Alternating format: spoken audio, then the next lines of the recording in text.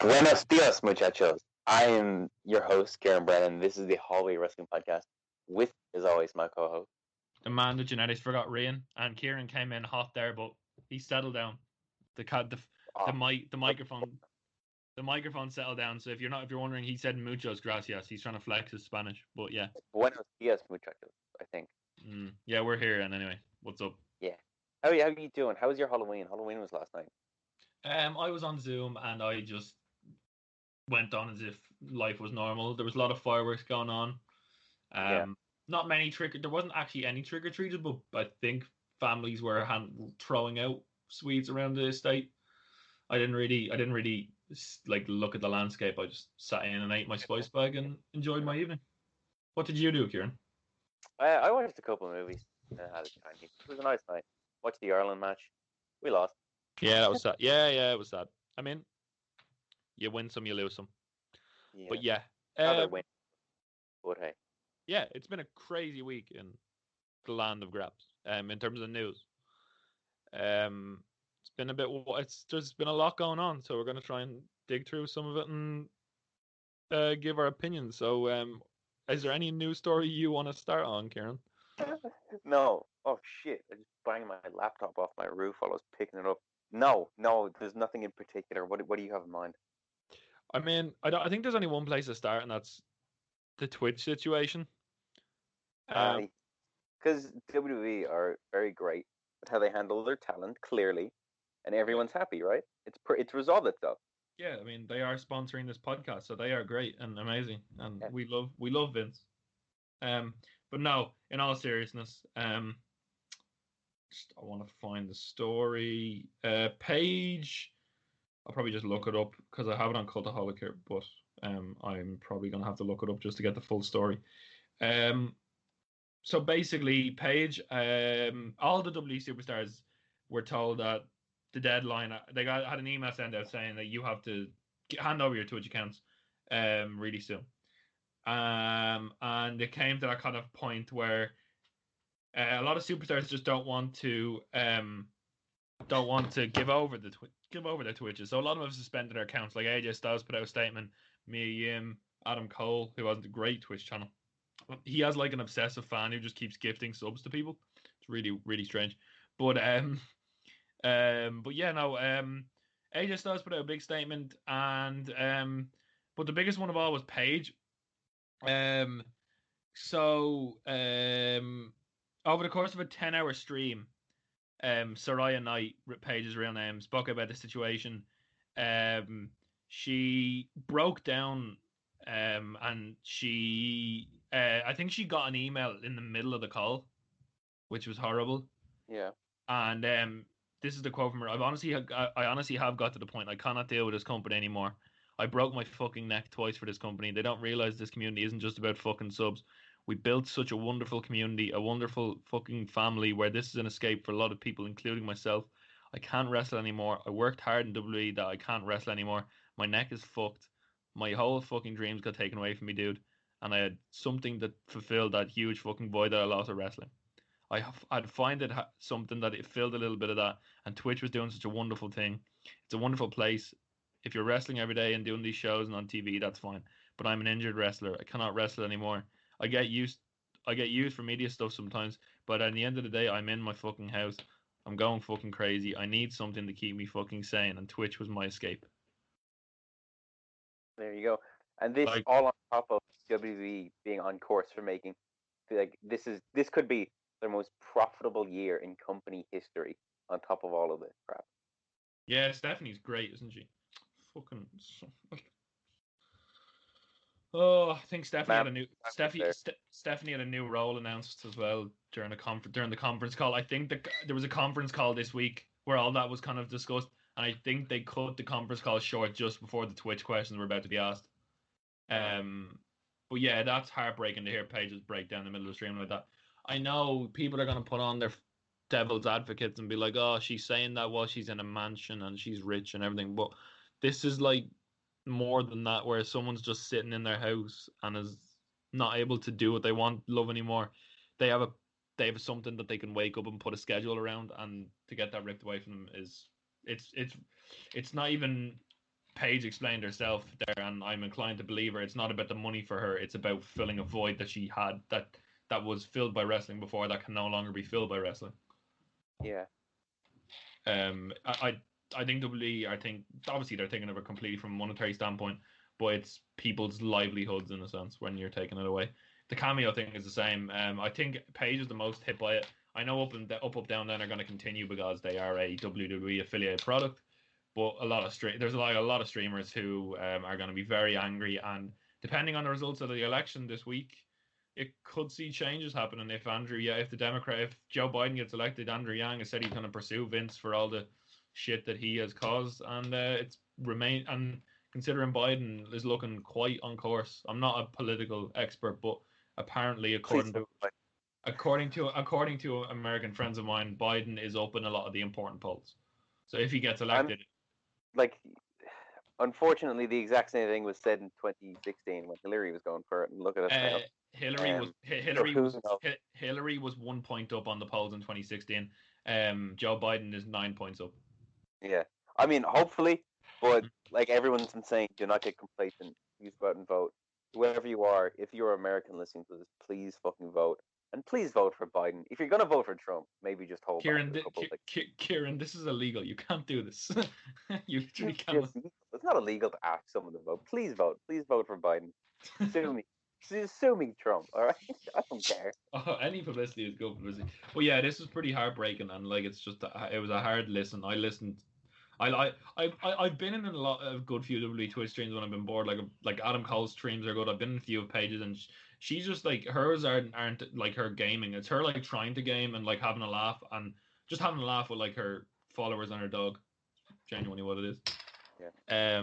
So yeah, it's because I like Paige has been through a lot of shit. Say what you want about her family background. She's not even 30, right? Yeah. Say what you want about her family background, but it's a person at the end of the day. So like, she has been through the Del Rio stuff, the sex tape scandal, and now this. It's crazy. No matter what kind of what you think of her relatives and their questionable practices when they're wrestling trainers, it's just horrible to see Paige just go through another, and all the broken necks as well, just go through a horrible time. And hopefully if the Democrats get elected, then Vince will be called out on his bullshit. Sad segue, Kieran. Vince McMahon has a Netflix documentary coming out about him. That's not sad. That's amazing. I'm really excited to watch this. I think I wanted for a long time. I saw a tweet that said Vince should not be glorified on a Netflix documentary. Rather, he should be on a Dark Side of the Ring documentary.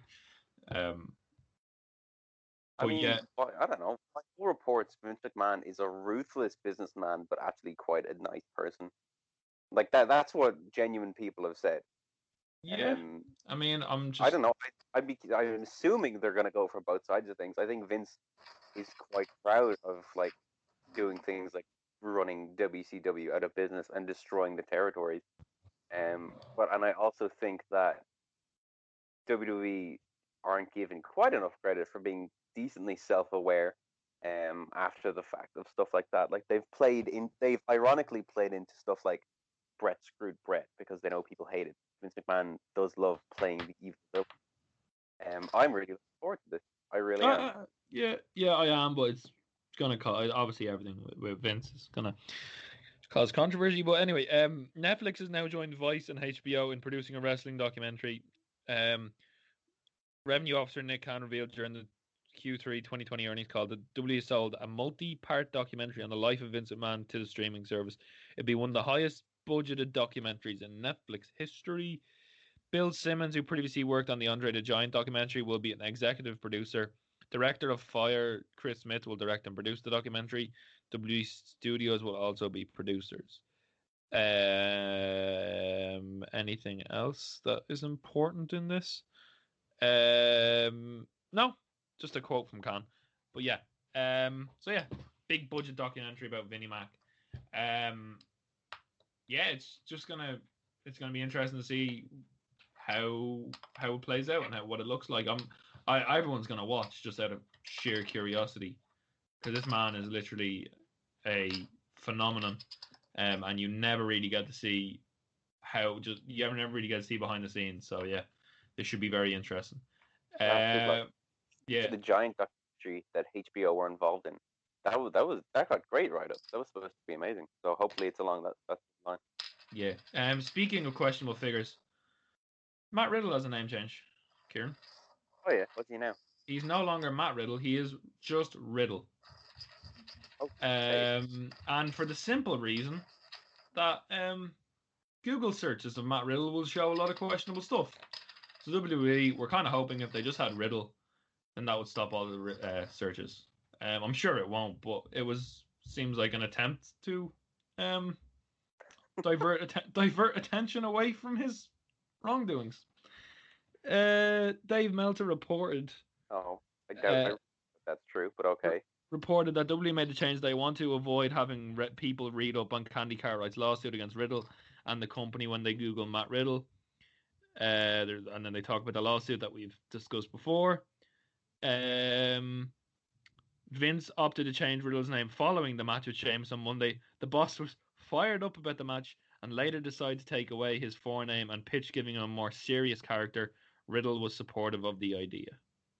Okay. It's either... I mean, you can look at it a few different ways. But yeah. Not the first time WWE have taken someone's like first name away. I wouldn't. I think looking at it and they're trying to divert things away is a bit weird. They haven't changed Velvet Dream's name to just Dream. That's not me saying it's me just reading what I can see on reports. But yeah. But no, I mean, you take it with a grain of salt, with as always is with Dave, and everyone and every other reporter. Rampage Brown. Oh, sorry, go ahead. I was gonna say apparently Marvel, the comic book company, are considering like starting their own wrestling promotion. Yeah, let me get this story up. This is in connection to AAA, Kieran. I don't know if you have the article in front of you, but you can kind of discuss what this was about. Well, there's going to be various wrestlers inspired by like Marvel heroes and villains or whatever at Triple Mania 28, and supposedly this is like Marvel trying to get some sort of a foothold into wrestling as a whole. It's like Disney. And it's like Disney trying to get WWE. I mean, that's more Marvel comics. I mean, that's more Marvel movies than Disney. Don't have too much of a say in Marvel comics. And this seems very much the Marvel comic side of stuff. But yeah, no, this is very much supposedly they are considering starting their own promotion, which would be really weird. But I'd be up for it. I like Marvel. Yeah. So at the biggest event of the year, Triple Mania 28, AAA. It's AAA, isn't it? Oh no, it's Triple Mania. Is it Triple? Yeah, AAA. Who also have Kenny Omega as their Mega the Campeon, and he's defending that belt at Triple Mania against Laredo Kid. Also at that event is going to be Arachno, who's Spider-Man, teaming up with Leyenda Americana, who's Captain America, against Terror Purpura, who's Thanos, and Venenioid, who's Venom. Okay, you're in a match. You should have read this beforehand, man. What? Just could not pronounce any of those names. Yeah, excuse me. Venenoide. Do you really expect me to pronounce that off the bat after? For it then. I woke up at 6 o'clock this morning to go to work, and I've just come on straight onto the podcast. Do not start fucking grammatically correcting me for Spanish. You shouldn't have given it a red hot go if you couldn't do it. Why? What was I going to say? Venom. I was going to give him the respect he deserves. Venenioide. Do you want me to be fucking Spanish then? I mean, I figured you just wouldn't have to say their names because you didn't have to. Yeah, you did, because there's a special attraction match that's including these Marvel wrestlers, which you left out of your fucking bit. And did you have to bring that up if you couldn't pronounce their name? No. Yeah. Shut up. I mean, how do you know? I'm done. How do you know I've pronounced the name wrong? Because you fucking stuttered over it, like. Yeah, go on. I dare you to try and pronounce that name right. Doesn't matter. Move on. Not the point. Oh, I hate you so much. Okay, Rampage Brown is signed for NXT UK. Good, I like it. Really good veteran on the indies. Fantastic wrestler. He'll be good for NXT UK.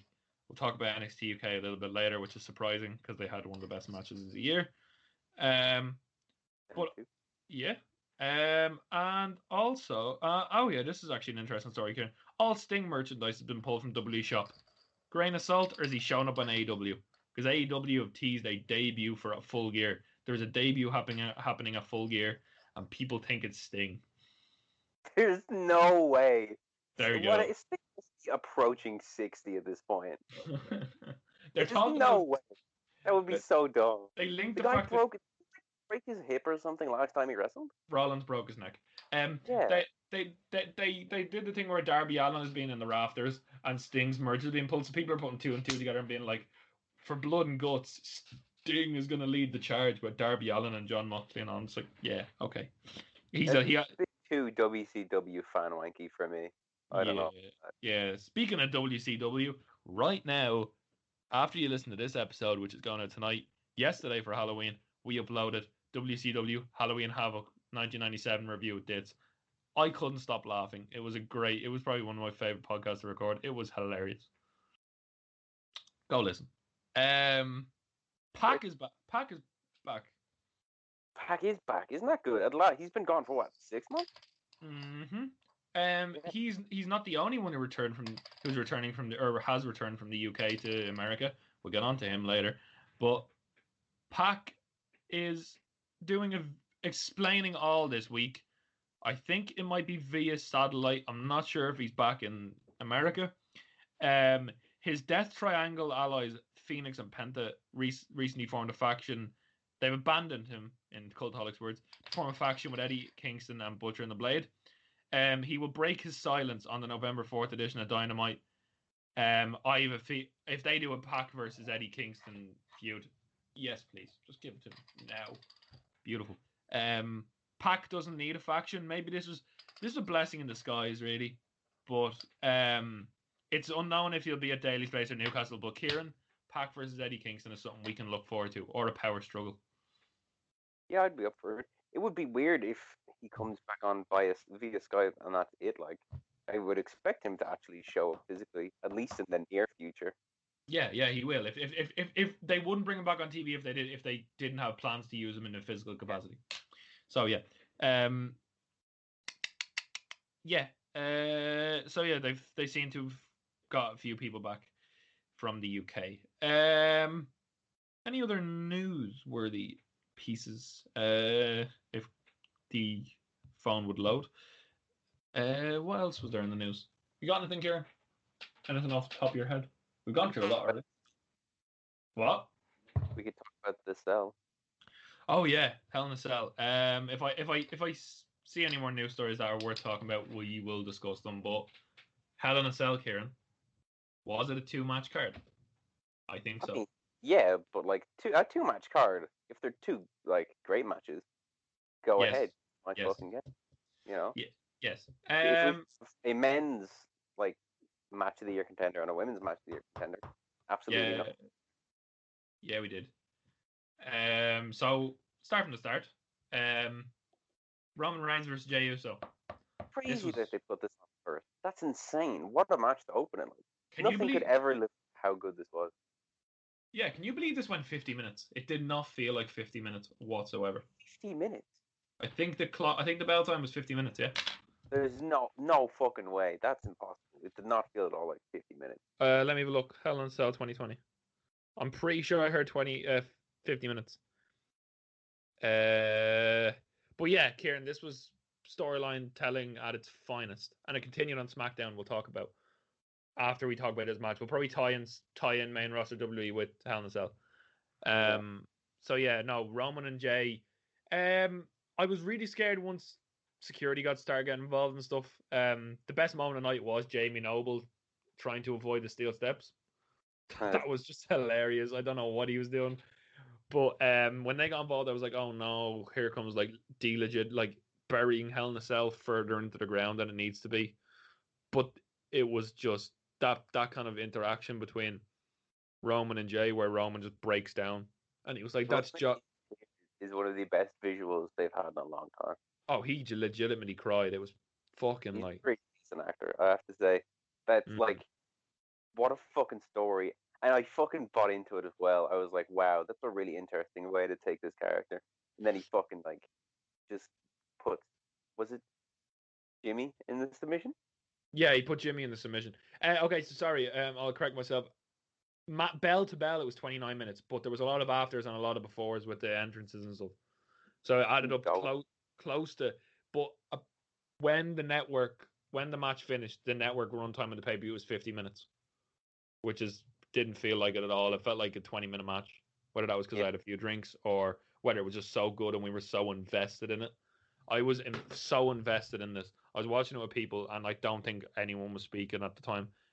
When he was like, "That's Josh, man," and Roman like legitimately breaks down. It's one of the best performances that I've seen in a long time. It was. Is this? I don't want to spoil too much for our New Year's episode, but is this your match of the year in so far? No. No. But it's fucking up there, isn't it? This is I have no doubt this will make a mention on both of our lists. It is though. Oh no, it will have a mention on both of our lists. It's just my top two matches of the year are Dragunov and Walter and Balor and Kyle O'Reilly so far. And the tag match at Revolution is up there as well.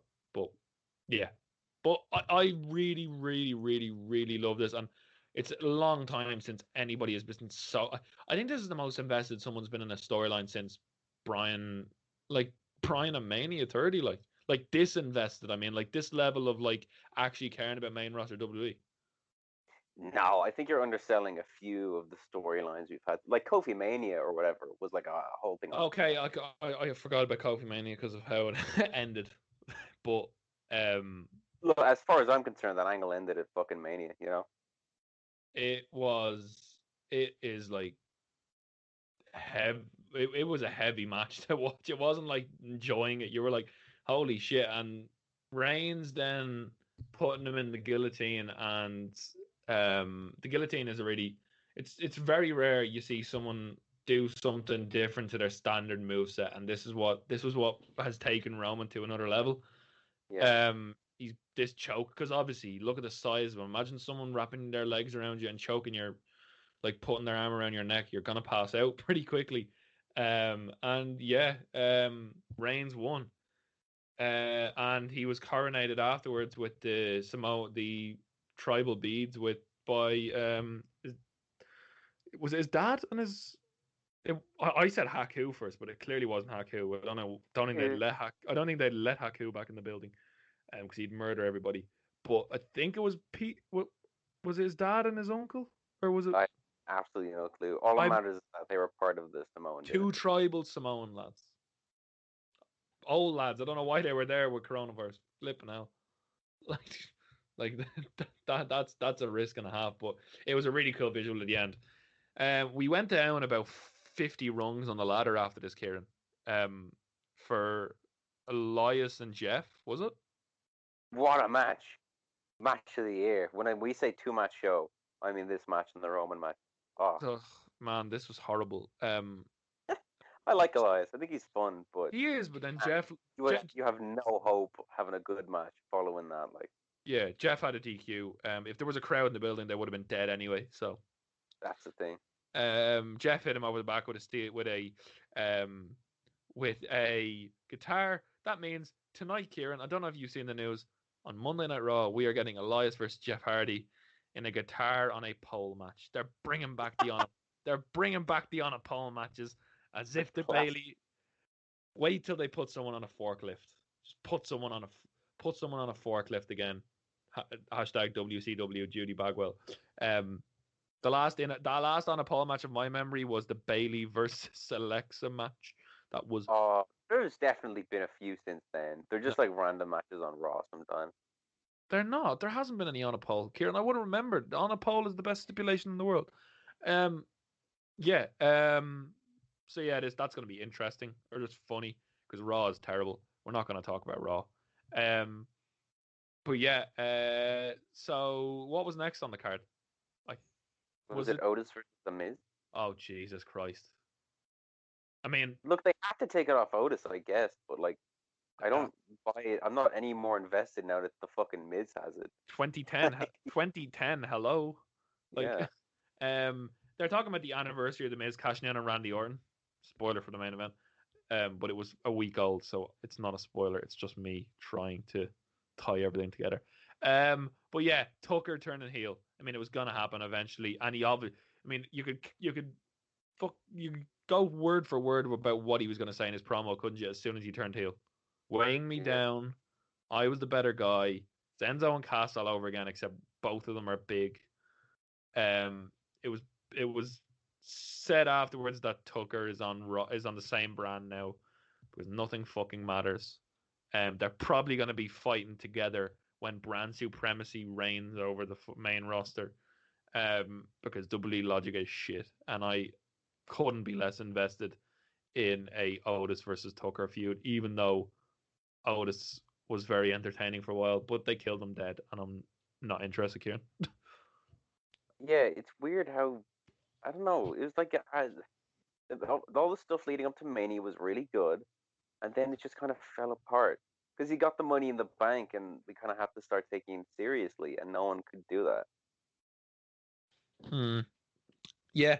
Unfortunately, he ran out of gas, and they had to change something. Sadly, that was the Miz. They need to split Miz and Morrison very quickly. They're just really cringy. Can't get No, invested. I like the courtroom segment, and you're a hack. You didn't. Oh man, you just like the weird stuff. No, I like the best stuff. no, you don't. No one likes them. The Miz and Morrison need to split, and the Miz needs to get back to. No, their songs were funny. Yeah, they were funny, but like, and I'm not even gonna try. Like, fuck this. It doesn't matter funny, like like actual funny or ironic funny. They were still funny. I was happy seeing them on screen. I don't want him to beat the bank though, because we're talking about the Miz we're talking about the Miz cashing in on Randy Orton in 2020, Kieran. Like, come on.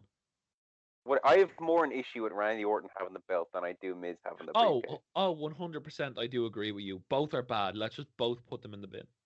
Agreed. Okay. Yeah. We'll just do a hard reset. No one has a belt. Kieran, dude, I think WCW did that at some point where they're just like, we're resetting our continuity. We're starting from zero. All the belts are vacated. I'd fucking love that. That would be so cool.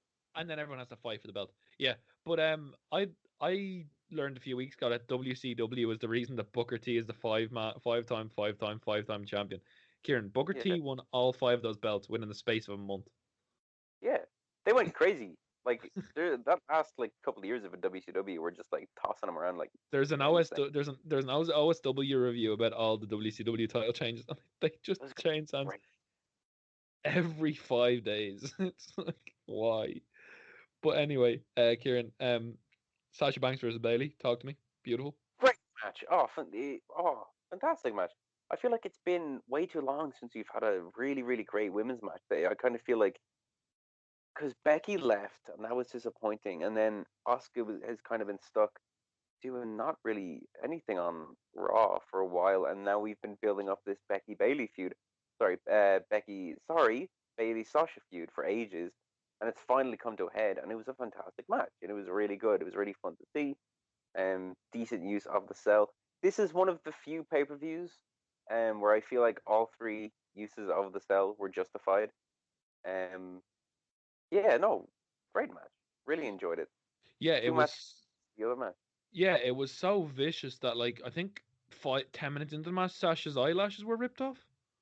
Did you see that? It was like they were like stuck to her cheek because she was beat, like Bayley had hit her so hard. It was like then she like ripped them both off, and then we had the weird kendo stick DIY spot, which was just the only thing where I was like, what was this? She played it off very well, but there was like in the thing. Yeah, where she tried to tape 2 of them together, it just didn't work. The drop toe hold onto the chair with the X on it. I think that was was it a Brooklyn reference? There was like the chair that had like the paint on it. Has Bayley not been having that around for ages? No, but she didn't have there was an X on it. There was a numbers on it. There's like, if we watched it back again and I took notes, there'd be some small storyline things that are really, really good. So I'm going to take the general consensus word for it, that it had a lot of really cool kind of callbacks. But in terms of pure wrestling, it was just they're both great wrestlers. It's just sad that it took 5 years to get to this point, as opposed to a really good coherent storyline. A rematch has been announced for SmackDown next week, because Bayley came out and said that I deserve a rematch. So hopefully, and she was like, "Oh, Sasha, we know you can't defend the belt." So hopefully Sasha sticks it to her and wins and moves And on. like the belt, I think that could be funny. But hey,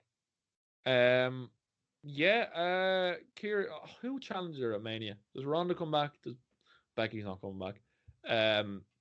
Rhea Ripley needs to get called up to the main roster.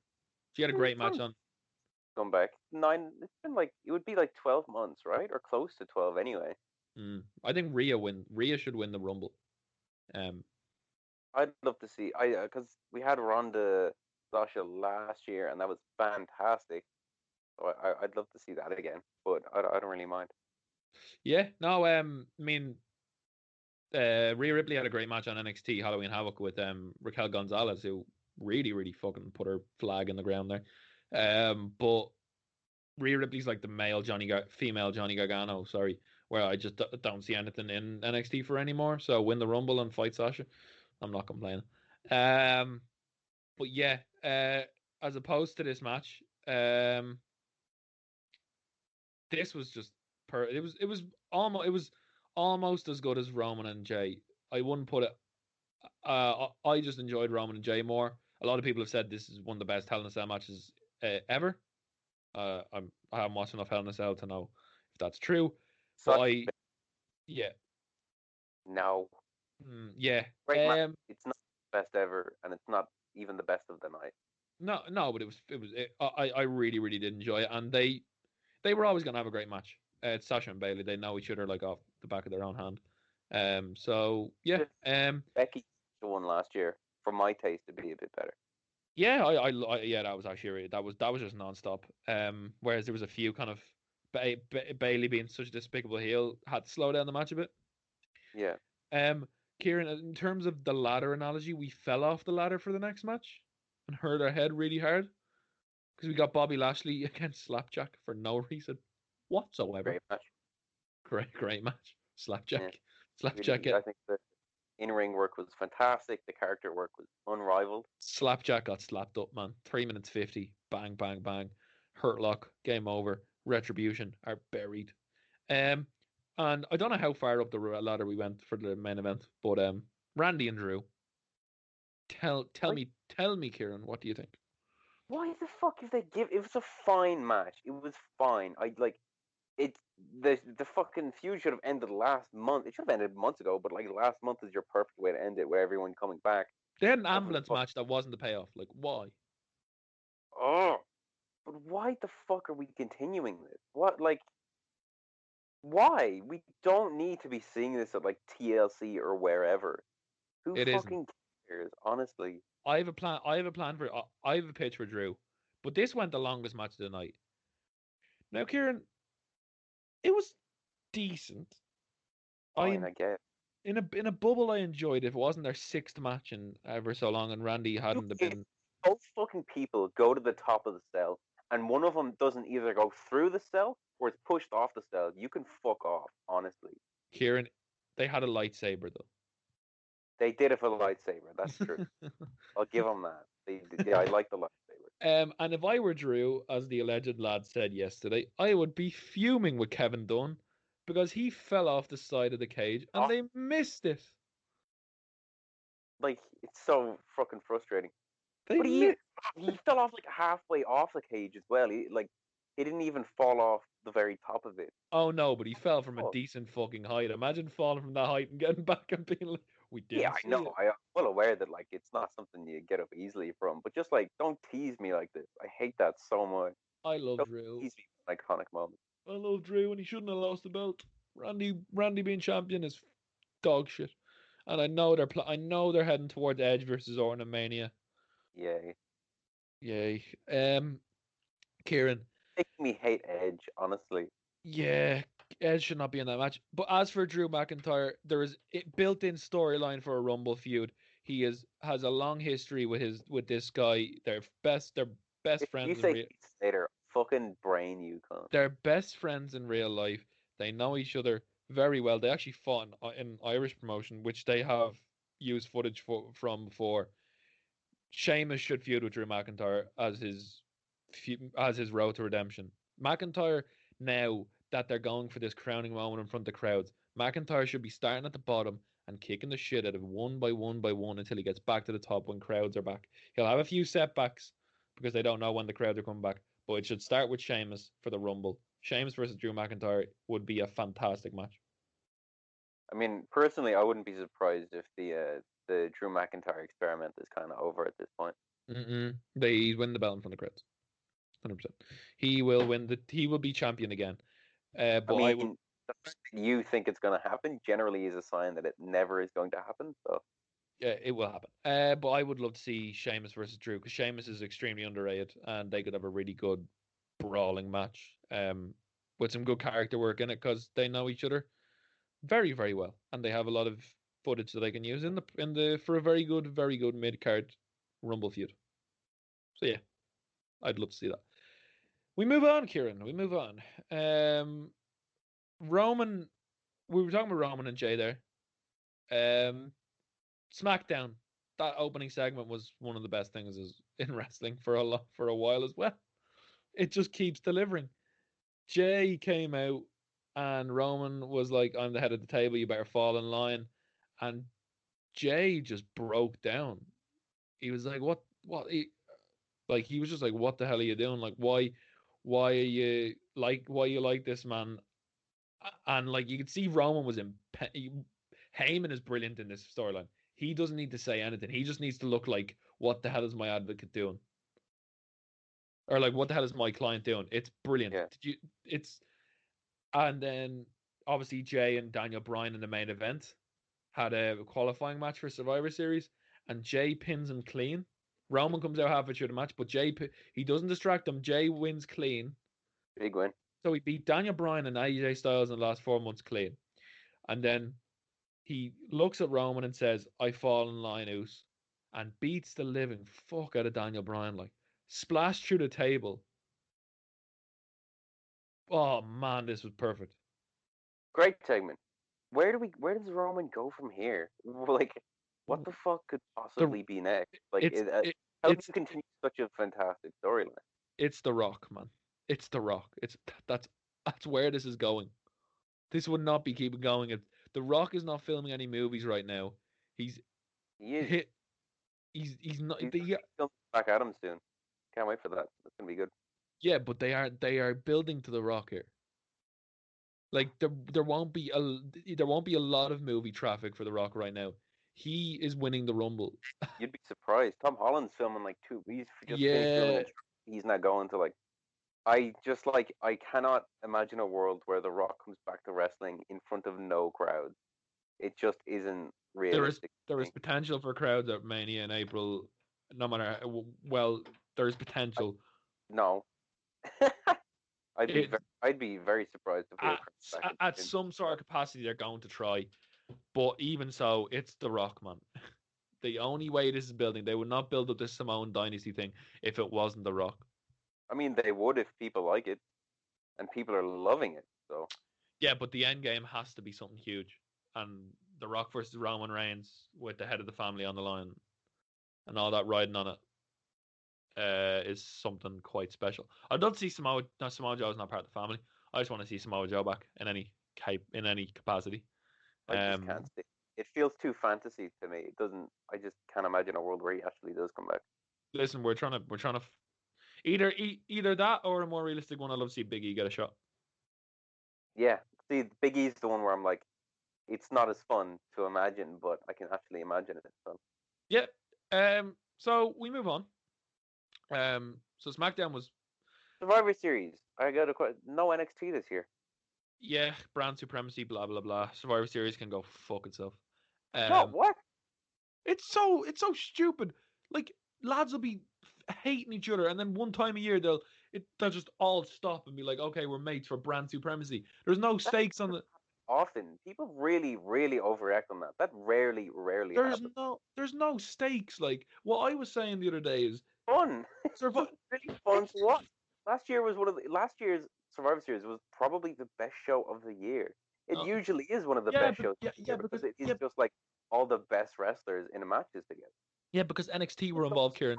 For this, and I just don't understand it. With NXT involved, it was fun. But if you're doing Raw versus SmackDown, there should be stakes. And what I was saying was the winning Survivor Series team should either just get the number 30 spot for the Rumble, or the winning Survivor Series team goes into a fatal 5-way elimination match, and the winner gets 30 in the Rumble. There should be stakes on the line apart from brand supremacy. Because literally, Kieran, 2 weeks ago, most of the Raw superstars were on SmackDown, and vice versa. You can't fucking stand there and be like, oh, I'm proud of my brand when you're on SmackDown telling everybody, AJ Styles, SmackDown is the house that AJ Styles built, and now he's in a Raw t-shirt. Like, come on. It's fun, Rian. It's You know what fun is? Kieran, I know what fun is. This is stupid. If there's no stakes on the, if there's no, Like, I can understand what I Who can gives a under. shit about stakes. I just want to see Braun Strowman fight Reigns, okay? I just want to see AJ Styles fight Jey Uso. You did. He literally fought Jey Uso on SmackDown 3 months ago. See it again. Go I want back. to see all the champions fight because that's fun. Okay, some of the champions matches are good. Sami Zayn versus Bobby Lashley is not. Randy Orton versus Roman, no. Sasha versus Asuka would have been good if we hadn't seen it 50 Roman had good matches in the past. 50 million times. 50 million times we've seen Sasha versus Asuka in the past 5 months. That would be another great match. It will be a great match, but we've seen it so many times. But Kieran, I would understand if AJ Styles pulled on a red shirt if he knew there were stakes at the end. He was doing it for a greater good of himself to get that number 30 spot in the Rumble. But the fact that AJ Styles, who was on SmackDown, called SmackDown the house that AJ Styles built, puts on a red shirt and says, I love Raw. Look at me. I just think you need to get over it because the reality is it's just a bit of fun, isn't it? Like, No. just wrestling. No, there has to be stakes. Not everything needs stakes. Sometimes you can just enjoy wrestling. It does. People you fight. Everything is better with stake. Everything is better with stake. But Kieran, before you move on to the Friday Night Wars, Wednesday Night Wars. I'm thinking because I'm talking about a SmackDown segment right now, so that's probably why I said Friday Night Wars. Before we move on to the Wednesday Night Wars and a really cool Halloween Havoc show and a very good AEW show, Buddy Murphy and Aaliyah. This is I've said this before where I'm just like, I don't care. They're not.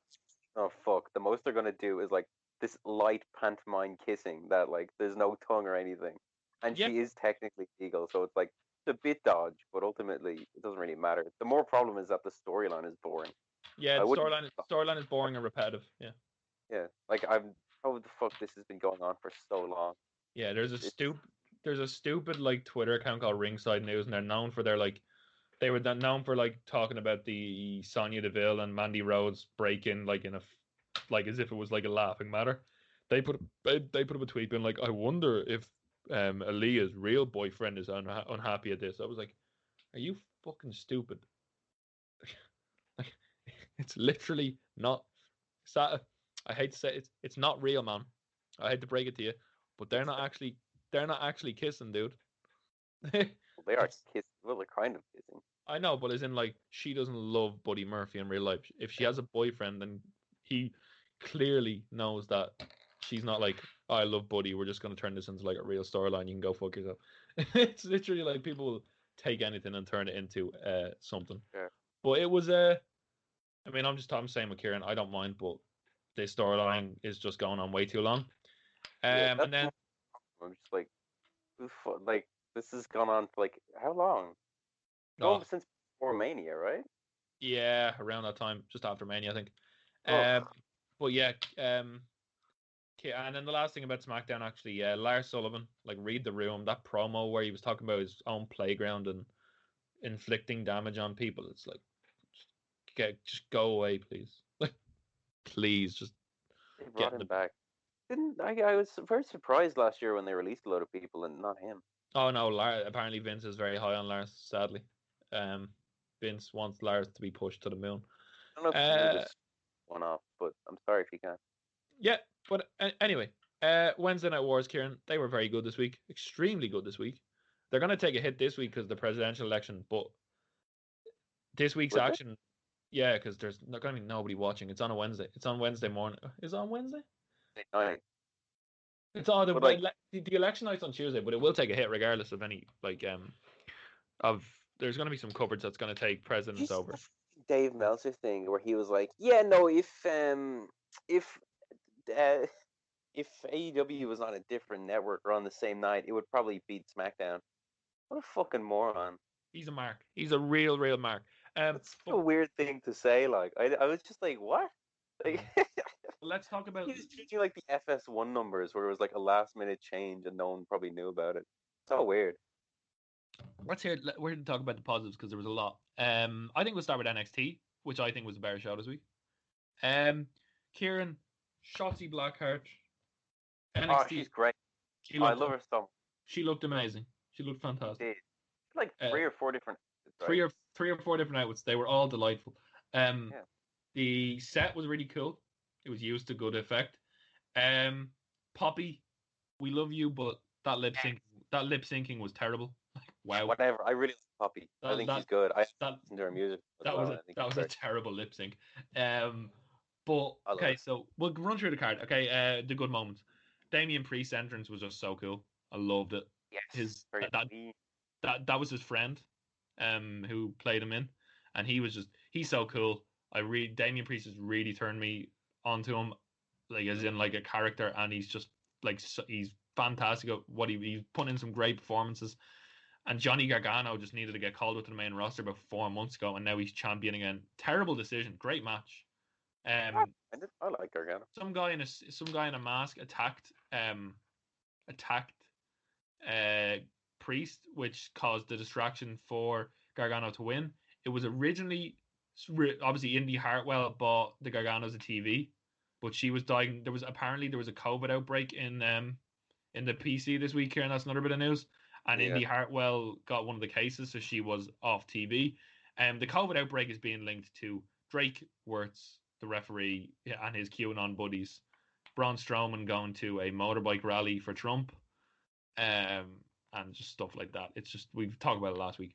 But yeah, so it's reported that it's Austin Theory, another twat, who last week said he gave up. There's another that's another theory that it might just be Austin Theory saying that maybe Johnny Gargano, he's joined the Gargano way or whatever. But this story, I just, Gargano as champion just doesn't excite me anymore. I would have rather Priest keep the belt. Yeah. I'm sure it'll be fine. Yeah. Kieran, what do you think about the Haunted Houses Horrors match or whatever it was? Loomis versus Grimes. Grimes' selling was really good, but this was just an acid trip. I mean, I liked it. It was I mean, yeah. Can I complain about them? Yeah. This is the coolest thing NXT's done in a while. The Halloween Havoc. The little slight, like, awkward moment was when Cameron Grimes got into a shower with a woman, without his top on. It was kind of weird and what? We've all been there. I know, but isn't it? Read the room, like, I know it's a little bit. It was a little bit like didn't really need to happen. When they got back in the ring, Loomis, I just love how weird Loomis is. The zombie stuff, was weird, like a zombie dancing all over his body as if he was in like some really weird Halloween special of Strictly Come Dancing. Yeah.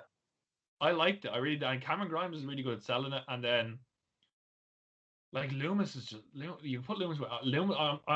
Remember I booked my mid-card feud in our draft episode that's never going to come out because the audio's shite. And I said that I'd love to see like Loomis versus Sami Zayn, where someone is like genuinely afraid of him.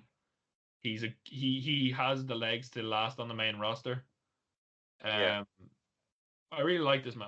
A lot of people shit on it, but I enjoyed it. I enjoy those kind of things, and I know when I was watching this match, I was like, I can guarantee Kieran didn't hate this match because it's. How could I? They had zombie. Yeah, exactly. That's why. What else? Oh, all right. I mean, there was other stuff on it, like, but I just want to get straight to it. After we'll talk about Young Candace after, but man, Pat McAfee, the man is fantastic. He's so good on the mic, Kieran. It's scary. They were really impressed by his performance against Adam Cole. This is leading to War Games, presumably. War Games, yeah. Yeah. Can't wait for Regal to read that out again. Everyone creams their pants because we all love Regal War Game shout. But okay, so Pat McAfee comes out with Danny Burch and Oney Lorcan. Danny Burch is a scary man. he looks like he genuinely like he's been in a few bar fights. I can guarantee that. He just looks like he's staring through your soul. So he was living and breathing every word of McAfee's promo. Where he was talking about being undisputed. I love the way he's just so smarmy. Dan, they did what they failed to do with the hacker, Kieran. Straight away he said, Ridge Holland, I hired Ridge Holland and he came in and he got injured. Ridge Holland said he was like, I don't want any money, I just want a car. He was like, do you want a Mercedes? I'll give you a Mercedes. Tying in the stories together, as the hacker should have been a long time ago. McAfee starts cutting a promo. Kyle O'Reilly comes out. Kyle, all of his Undisputed Era brethren are all injured from last week. He is about to get in the ring, and obviously people are like, oh, they're just going to get beaten down 3-on-1. And then the music of a certain bruiserweight hits, Kieran, and I'm assuming you popped because I did. Pete Dunne in the world right now. Yeah, Pete Dunne looking lean as shit comes out. Looking jacked AF, as they say. Comes out, yeah, all the cool kids say. Comes out with his steel chairs in hand, gives one to Kyle O'Reilly, and you get that kind of shield visual where they're about to attack McAfee and Lorcan and Birch. Pete Dunne steps back, chair right into Kyle O'Reilly's back, and Kyle O'Reilly selling 101. Kieran was just on display again. Pete Dunne kicks him in the head, and then they just beat the living shit out of him. And it's leading the War Games, and I'm not complaining at all, Kieran. Kieran? Jesus, you're really not... I saw the excitement of this. Pete Dunne is back, and he's a heel, Kieran. Yeah, he should be a fucking heel. Exactly. I don't know why they turned him face. He was actually decent as a face. His matches against Walter were peak. But like, yeah, no. I guess he's now proper on NXT now. He's always been like slipping in and out. Great to have him there. He can. I hope Pat McAfee. He's great on the mic, obviously, but I hope he gives Oni Lorcan and Danny Burch and Pete Dunne or whatever. I hope they all have like a decent chance to talk, you know. Yeah, but like Pat McAfee is definitely like doing a Spanish fly off the top of the War Game structure. It's happened. Like Pat McAfee is going to be going off the top of that War Game structure one way or another. There's no ifs or buts about that. He is a madman. He is a madman. Like I love the work he's doing. This is one of the best things about wrestling at the moment since he came back, and a heel faction to go up against a facey Undisputed Era is just really interesting, and I'm looking forward to seeing what direction that goes in. I said we were going to get Dio and Candice, but I just remembered the fucking Drake Maverick and Killian Dane promo. That was fantastic. Did you not see it? I didn't see this, no. Oh my god. So Maverick comes out as Hogan and is like, brother, he comes out as Hogan, he's getting interviewed backstage like, brother, all this sort of stuff. And then he gets hugged by the Mummy, like someone dressed as the Mummy. Sorry, yeah, the Yeti. Sorry, I think it's the Yeti. And the Mummy, the one that shagged Hogan at Halloween Havoc that year. Sure. Oh yeah, there's a video of him just like cuddling Hulk Hogan and like grinding against him when he in the middle of a match. It's really weird. But yeah, so they came, and then Killian Dane comes out of the curtain as the Shockmaster. It's just brilliant. I can't do it any justice, but Killian Dane and Drake Maverick are brilliant. So good. Yeah. Hook it to my veins. I love that kind of shit because it takes away from the series. I like the really good wrestling, and then you need a palate cleanser. So if Drake Maverick and Killian Dane are the palate cleanser right now that builds to a cool storyline, hook it to my veins.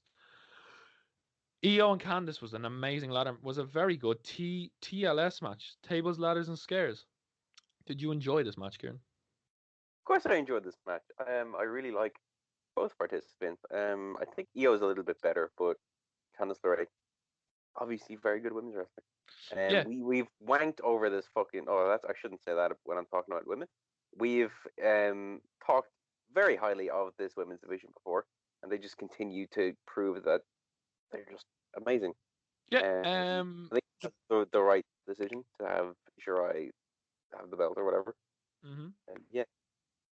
Yeah. This is a great match. The scary point came with the tipping of Candice into the ladders outside. From the first camera angle, it looked like both her knees were underneath, and it looked like she had torn both her ACLs because we couldn't. Because she went through leg first, and from the angle, it looked like she was like in a knee slide position. And I was like, both of her knees are gone. And then I realized when you look at it from the other angle, she was fine. She's just quite small, and if you're throwing someone off a ladder at that height, like Candice is known as a mentalist. Like she on the indies, she would bleed all over arenas. Like so, like I'm sure she loves it, thrives in this kind of match. Yeah. And they've had enough matches to the point where it's second nature. They can go out there and have a great match, and they did. Fair play. Like Shotzi was great as like her delivery a week ago was a bit shaky, but she delivered on the night here. She just looked really cool. Yeah, so maybe move on to Wednesday night Dynamite, and Full Gear card has come together, and Kieran, it is stacked. Will we do the predictions? Stacked. We will do a little AEW run through with predictions at the end here. Okay. So AEW, Hangman Page versus Wardlow in the Eliminator semi-final was a great match. Fantastic. Wardlow was really, really coming on leaps and bounds, and it was an amazing finish with that protected Wardlow. It was 2 buckshot lariats that finished him off. But this match was just perfect to kick off, and I really, really love both the members in here. Babyface Hangman Page is just like he's turned it 180, 180 around from when he was Roman Reigns, for want of a better term. So everyone's so like iffy on this guy, and then all of a sudden he becomes like the hottest act in the company. And Wardlow's going that direction as well. I love Wardlow. Can't wait till he splits from MJF. I had him to win this tournament, and that's how they turn on MJF. But I see why they aren't doing that now. I see that they're going straight for the juggler with Hangman and Kenny. But Wardlow definitely has Wardlow's he's trending in the right direction. Kieran, we had a Moxley promo on Eddie Kingston, which was just amazing. These two are just so good together. And then Eddie Kingston, being the psycho that he is, has a match against Matt Sydal and cuts a promo and just says that he's going to treat Sydal like he's Moxley. He keeps calling him Moxley, and he tears down Sydal and keeps sending a message to Moxley. He keeps looking in the camera. After a little bit of fight back from Sydal, he locked in the bulldog choke on Sydal, the same finisher that Moxley's been using, and stared into the camera saying, he forced Sydal to say I quit, and then said sorry to Moxley for what he's going to do on Sunday. Moxley versus Kingston in an I Quit match, Kieran. When you've got Hangman and Omega is going to get 5 stars from Meltzer already. It's already written in his book already because he wanks over Kenny Omega. This match is going somewhat under the radar, but it's the best promo work in the company by a country mile. I mean, it's Kingston, isn't it? He's amazing. It's Kingston and Moxley. Give Moxley the credit too, because Moxley's promos leading up to this are just so good as well at getting over their friendship in the past. He's like, I'm either gonna make you quit or get my friend back. It's perfect. I love this. This is me. This is a bit of me. I Quit match. Kingston versus Moxley. Neither of these guys are gonna quit. They're gonna kill each other. This is an I Quit match. It is an I Quit match. That's weird to have 2 I Quit matches so close. The Moxley and Kingston one was announced first, and then they kind of added that stipulation into Reigns and Uso. But Kingston and Moxley is going to be my match of the night. I know there's so many good matches on this card, but Kingston and Moxley. Then we had to sit down and interview with FTR in the books. I don't know if you've seen this, Kieran, but interesting developments. Basically, FTR got quite angry that Young Bucks were getting a lot of questions. So they left, them and Tully. And then the Young Bucks were like, we always do well when our backs are against the wall. So they said that the new stipulation is if the Bucks don't win, they can never challenge for the titles again. And I was sitting there like, didn't they do that with Cody against MJF for Jericho? I was like, okay, it makes the match more unpredictable because people think that FTR are going to win anyway. But now you're like, Bucks have to win. Because then you've got two people who can't challenge for the belt. Like, Bucks have to win this, and then it really blurred. It made it quite hazy with their storytelling. It's going to be an amazing match, and they've built it well enough. But this stipulation is just one of them where it's like it's obvious, but if they don't win, then what the fuck are they going to do? Yeah. I didn't know how to feel about this. I wasn't angry, but I was just I was confused because I was like, why do you do it again? Why is this the second vice president of your company that is in a match where they can't challenge for the belt again? Cody still hasn't got out of that like clause. I know. Yeah, there's no need for them to go for the belt. Yeah, it was a great promo and it built up, but that thing was just kind of strange. But you know, they might know something that we don't about this storyline. There might be something happening. The town hall meeting. Did you catch any of this? Nope. It was. Oh, is this the Biden-Trump parody thing? Yeah. I planned to watch this. I didn't have time. They had people asking questions. So basically, MJF just kept getting booed. And he was trying to speak. Jericho. I've no like build on promos. I love both these guys, but I have no intention of seeing Jericho versus MJF in the ring. It's going to be terrible. It's going to be terrible. It's going to be a bit boring, I think. It's going to be a bit boring, but the stipulation might just save it. But anyway, what is the stipulation? It's that if MJF wins, he can join the Inner Circle.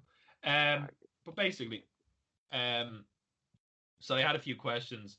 Britt Baker, Peter Avalon asked could he join. Luchasaurus asked about dinosaurs. Then Eazy-E, Eric Bischoff came back, which begs the question: is he working backstage? It was a very good moment. He was like, he asked what MJF can do for the Inner Circle, and MJF was like friendship. And then my funny moment was Bischoff, Kieran, called Jericho. He goes, MJF, you know, I've worked with Chris, and he can be a bit of a prima donna. And Jericho was like, a prima donna? What the hell, Eric? I always hated you. And and Tony was like, calm down, Chris. And he was like, he's calling me names. It was just like, oh, that's cool. I like that. It's a bit of a funny moment. But then MJF, Jericho was like, MJ was like, what haven't I done to prove myself, Chris? And he was like, you haven't beaten me. And he was like, if you win, I'll allow you to join the Inner Circle. Then MJF said he'll do anything to win. And then Ortiz cut him off and said, Guevara and he, like, or me and he was like, Ortiz was like, me and Guevara don't like you. We don't want you in the group. We hate you. Jake's too busy getting ready for his Bellator fight, which Jake Hager won at the weekend in Bellator, if anyone's interested. He didn't kick anyone in the dick this time. And Santana is undecided, apparently. Santana was being really quiet. Santana's 50-50 on MJF. So next week it's going to be Wardlow and MJF versus Ortiz and Sammy Guevara. And in Ortiz's words, MJF is not going to make it to Full Gear. Ooh. Lumberjack match, Cody versus Orange Cassidy. Some cool moments. Best friends dropped Cody on purpose. Good, interesting.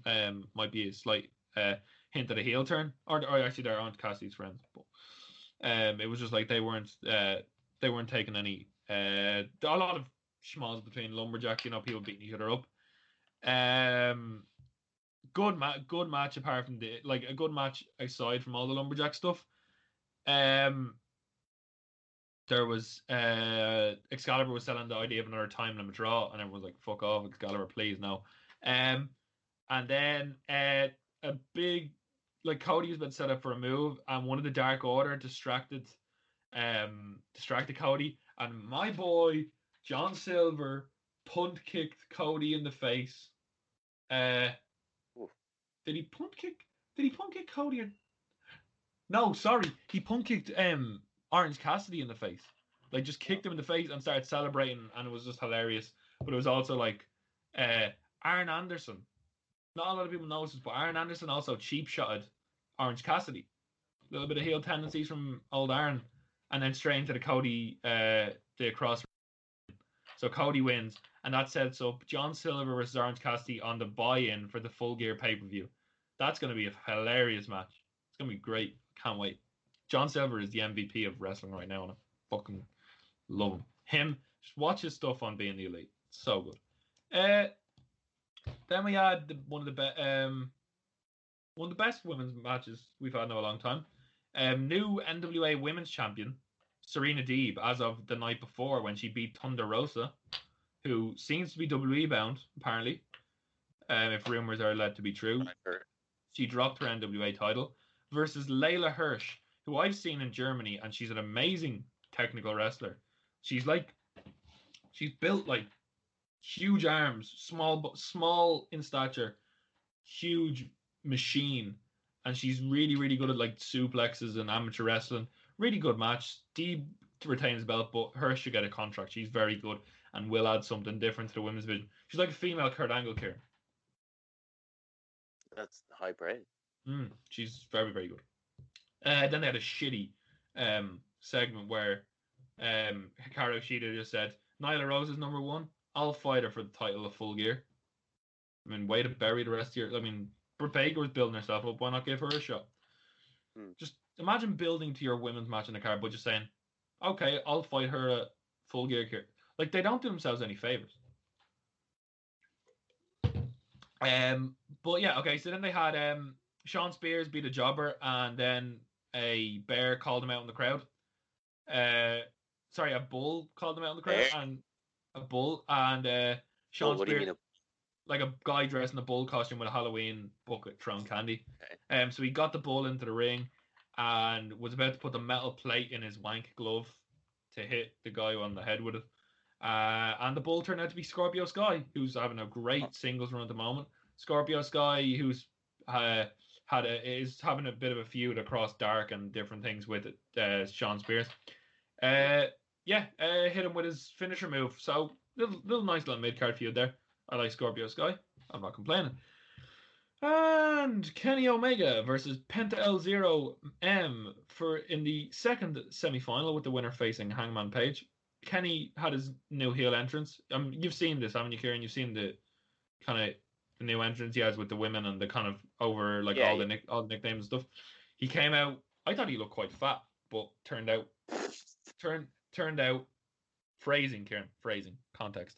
Turned out that under his top he had the Mega de Campeones belt, and a bit like 2 minutes into the match he lay it down on the ground and they had a lot of chops. Great match. Kenny won, so it's Kenny versus Hangman, Kieran. They are going to collide for the number one contendership for the belt at Full Gear, and that leads us into predictions for Full Gear, which looks stacked as fuck, Kieran. It's gonna be and it's on a Saturday. We all love a Saturday pay-per-view. All love Saturday pay-per-view. My predictions for this pay-per-view, I'm not gonna watch. Fun. Yeah, you should.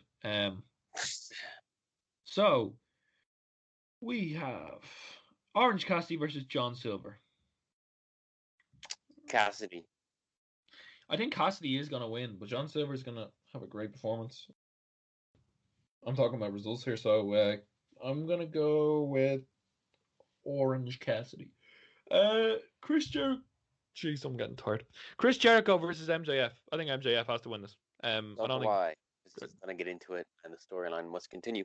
There was no point in. I need to get a charger in a minute for this laptop. Kieran, talk to the people about what you think. Matt Hardy versus Sammy Guevara in the Elite Deletion match. Cinematic matches are back, baby.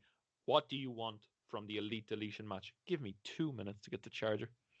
Minutes? Are you gone then?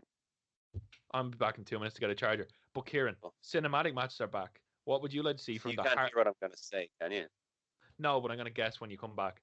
Just tell everybody what you think the Hardy compound is going to give us this time. And I'll come back and assume that you said something cool. And I'll be like, nod in approval.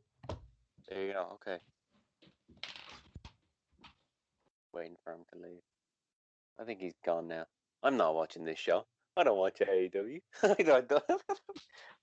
don't fucking care. Who cares? I don't know. It's just not for me, is it? Matt Hardy's decent. Sammy Guevara's decent. All the wrestlers are decent. Not really any interest of me to get into this at all, because my enjoyment of wrestling is already on a very tightrope right now. It's walking a fucking tight line. I'll tell you that much. Did you just shoot on that entire thing? Maybe. It sounded like you got really depressed there. I found the charger quite quickly and I came back. You sounded really sad. Why? I don't know. I'm not watching AEW. I don't enjoy the thing, and my entire enjoyment of wrestling as a whole has just tanked over the last 6 months. I don't know. It's very weird. It's very weird. I don't know. Maybe I'm just growing out of it or something. I don't know. It's odd to see when you're not super invested and you end up skipping matches on show. And the few shows that you do watch, you end up skipping some matches on it. Which I used to never do. But I always like Survivor Series, so I'm looking forward to that. I really like that show generally. Oh. But yeah, no, Matt Hardy versus Sammy Guevara. I think Sammy has to go over. He's red hot. Go on. Yeah, he's red hot. So Hangman Page versus Kenny Omega. Winner gets a AEW title shot. I think Kenny wins. I think the plan is Kenny to win, beat Moxley, and then Hangman to get that big babyface win when the crowds are back against Omega. I'm gonna say Paige. I don't know. But I mean, it's nice to have a differing opinion. That's exactly right. Hikaru Shida versus Nyla Rose. I don't care. Hikaru Shida. Nyla Rose has the belt already, right? Yeah. Yeah. So, booted. Get out of here. Yeah, no, the division just isn't. It's just not good at the moment, and it hasn't been. It's been the whole time, has it? It's been fairly. And they're good wrestlers. They just haven't been booked properly. FTR versus Young Bucks. The match 4 years in the making for the titles. If the Young Bucks lose, they cannot challenge for the belts again. This is tough. I'm gonna say FTR. I'm inclined to put them in an interesting position going forward if they want to continue the story. Yeah, it's too early in their run to lose the belts. I think the Young Bucks will have a redemption story where they have to beat all the tag teams. No, you can't bury an entire division. They probably will. The Young Bucks will have some sort of storyline where they have to earn their right to fight for them again. They'll go down the ladder and come back up. I think FTR are winning. I don't. AEW aren't known for burying their talent early, so hopefully they keep that run going. Cody versus Darby Allin. I'm looking forward to this. Darby Allin always has a good match. Well, Aaron is cheating at the moment, so I think Cody wins by nefarious means. Yeah, I'll agree with you on that. Does Cody still have brown hair? No, he went back to blonde. That's weird. He only had it adrenaline in my soul. Something, Cody Rhodes. I love that fucking BT skit where they're singing the song. It's fucking brilliant. Moxley versus Eddie Kingston and I Quit match. I'm buzzing for this match. I know Moxley. Say Moxley. Moxley's gonna win, but my God, they're gonna kick. These are two guys who, in their promos, have me believing that neither of them in real life has. They've way too much man pride to say I quit, so they're gonna kick the living shit out of each other. We're gonna see some grim shit in that match, because they both have a history of violent matches. They have they have no problem taking it to MMA or taking it to glass or taking chains out or choking or looking like they're about to kill someone on live TV. Yeah. This has this. I'm so excited for this match. I really hope it lives up to the hype of the promos. It can't be obviously they can't go wrist hold for wrist hold because that's just not what they are. But if you're looking for a bloodbath and two people legitimately trying to take each other's last breath away, look no further. Moxley to win, but it's just gonna be so good.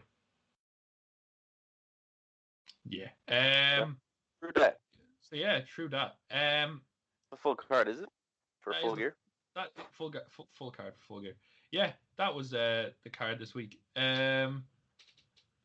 Anything else in the world of uh I don't think there is. have you got Unless, like, any have you got it, any stories from non-wrestling world that you'd like to? Oh yeah, R.I.P. Sean Connery, one I of the was just greatest about to say. or one of the Yeah, greatest Bonds of all I, time. I've only started watching James Bond movies in the last 2 months, and I just finished all of his ones the other day. And he's fantastic in it. Those movies vary massively in quality, but Mm. like he's consistently great in them. Yeah. He's also Well, in Indiana Jones. He's so good in that fucking Indiana Jones. Um, he was going to be cast as Obi-Wan Kenobi in Star Wars, but he thought it was confusing, so he turned it down. He was then also going to be cast as Gandalf in Lord of the Rings, but he thought it was confusing, so he turned it down. He then read the script for League of Extraordinary Gentlemen, which he thought was confusing, but he was like, the last two times I thought movies were confusing, I didn't take it, I'll do it. And League of Extraordinary Gentlemen was so bad that he retired from acting. So that's my favorite Sean Connery story. He's in The Untouchables as well, which is a really good movie, and he's in Highlander, which I hate, but he's so good in Highlander. Fantastic actor. Sucks to see him go. He was 90, so he had quite the life. You know, what a legacy. yeah, and it's nice in the fact that he was 90 years old, so he clearly lived life to the fullest. And sometimes old age catches up, but it's sad to see someone go. But at least he lived his life to the fullest and made some cracking movies. Um, so yeah, hopefully, I'm assuming they might try if they're doing post edits, might try and slip like a Sean Connery reference into the new Bond. I'm Maybe. sure there'll be like a in memory of or something at the start, or Yeah, maybe yeah, a bit where he walks on and he shoots the camera. Maybe they'll use the old yeah, kind yeah. Yeah. R.I.P. Sean Connery and like Blood or whatever. Yeah. Maybe not Blood. That'll be a bit. Maybe just. of soaked in blood. Yeah, I just like maybe that'd be a bit distasteful. But yeah. NXT UK. Just go and watch Ilya Dragunov against Walter. It I need to. is. Yeah. It is amazing. It's so good. My notes on that match were Ilya is a great seller, but then when you look back on it, he's not selling. Walter's trying to murder the man. Yeah. He's not selling. He's bleeding from his chest because of Walter's chops. He has chopped Walter. His neck got injured in the first 5 minutes, so he couldn't hit his finisher move. And it was not. They went to the top rope once. It was just them using their hands to kill each other, and it was amazing. Like, amazing. Just I can't put in. It was so good, and it's 35 minutes that are well worth your time. It's Elia's intensity and fire versus Walter being a steely, no emotion. The mat is Heilig. I'm in here to get my job done, and if I need to kill Yeah. someone to do it, I will. It's a perfect blend of two guys. They also have the story of Walter training Ilya and being helpful of, and it's like Nigel McGuinness built it up as like an immigrant's dream of when Ilya came over from Russia, didn't know anyone, built his way up. Walter helped him, and now he's trying to realize his dream. He knows he can beat Walter. He's the only man to pin Walter clean in a tag, and even if it was in a tag match, it's so good. It's fantastic. Say what you want about NXT UK, and on the same show, Jordan Devlin came back, but that's not the point. The point was that Ilya Dragunov and Walter delivered probably what I will have in the top three matches of the year at the end of the year. So yeah, go check that Yeah. out. Is there any non-wrestling recommendations you want to give, Kieran? I think we're coming to the end of our time here today. We had a great chat. And But Bill and Ted movies are good. I watched Hush. Oh, that's a bit more Halloweeny. Just have a good week. Just have a good week. Breathe some fucking fresh air or whatever. yeah, no, I've been thoroughly. I handed in my first paper uh, for my assignment this week, so that's all good. I was maxed 1,000 words and I got 999. You'll be happy to hear that I couldn't have asked for a better college group, so that really does help. Um, Yeah. it's fantastic. They are very very cool, and I cannot wait to go out in person. But other than that, what else is what I recommend? I mean, I still can't get that Dragon on Walder. Just go watch it 5 times over, and you'll be grand for the night. Yeah. Up, up, down, downs Among Us streams are really, really enjoyable. If you're looking for some like up, down, down versus Shayna Baszler, Dakota Kai, Mia Yim. You got Adam Cole, Cesaro. It's all really cool. Wholesome shit. And actually, go listen to Kanye West on Joe Rogan. Go and listen to Kanye West was on Joe Rogan this week, as was Alex Jones' return. But Kanye West is clinically insane, Kieran. He was literally... He's ill, he's sick, he's bipolar disorder. He was horrible for the guy. Yeah, he was asked about, like, Rogan was like, do you think you could be the president? And he was like, my calling is to be the leader of the free world. And then Rogan was like, what would you do if you're confronted with, like, problems with China and Iran? And he was like, I have, like, a symphony. And he started, like, singing. I was just like, what the fuck? Like, what is he doing? I was like, fuck, man, this guy. And then we obviously had the story this week of him buying a hologram of Kim's dead father for her birthday. Yeah, odd choice, but hey, if she likes it, she likes it. Odd choice, sentimental. But yeah, go listen to Kanye on the Joe Rogan, because he also brings up a few good points.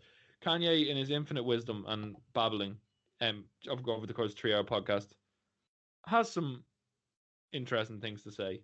So go and have a listen to that if you have 3 hours spare, or if you want to split it up. But yeah, as Kieran said, have a great week. It's hard during lockdown. Really is. It sucks. Hopefully we get a Christmas. The cases are going down. They're kind of fluctuating. But yeah, just like find something that isn't gonna last a day and stick to it, like a series or a book. Or if you feel like you have a thing that you want to start a podcast with, start a podcast. we thought we'd only last 3 episodes, and we're here at episode 70. It's brilliant. But no, just like I was like, I want to call, like, I was listening to a podcast earlier about Nightscape, who's a guy who, I don't know if you know him, Kieran, who just climbs a lot of buildings and does some crazy shit. And he was like, stop procrastinating. In terms of, I'm not gonna go climb the Eiffel Tower tomorrow, but in anything you do in life, don't put it off until the next day, because that next day might never come. If you wanna do something, now's the time to do it, because you can use lockdown to perfect your skill within reason. Yeah. So yeah, if you have a passion for something, go and fucking do it. That's literally all I gotta say. In terms of enjoying your week, fill your week with something you enjoy and maybe turn it into something. There you go. Not the worst thing to be told on a Sunday night heading into Monday. No, yeah, enjoy. Oh yeah, and yeah, enjoy Monday. Enjoy Mondays. But Kieran, take us home. It's time to take right. I have been your host, Kieran Brennan. With me, as always, my co-host, the man that United forgot, Rian. And as we say at the end of every episode of the Holy Wrestling Podcast, please vote for Joe Biden. Please.